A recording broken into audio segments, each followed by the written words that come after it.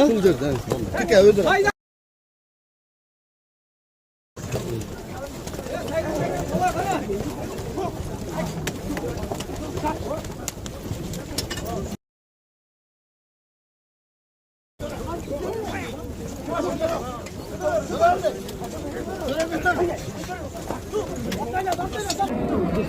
İyi cıvıl demiyor.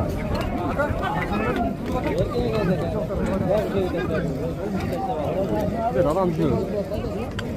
Aynen öyle. Ana, o inki de. Hey. Kelime kadar o kadar. Yok, diyan.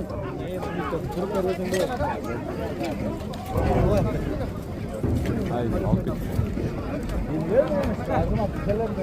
Öldür. Tık ya öldür.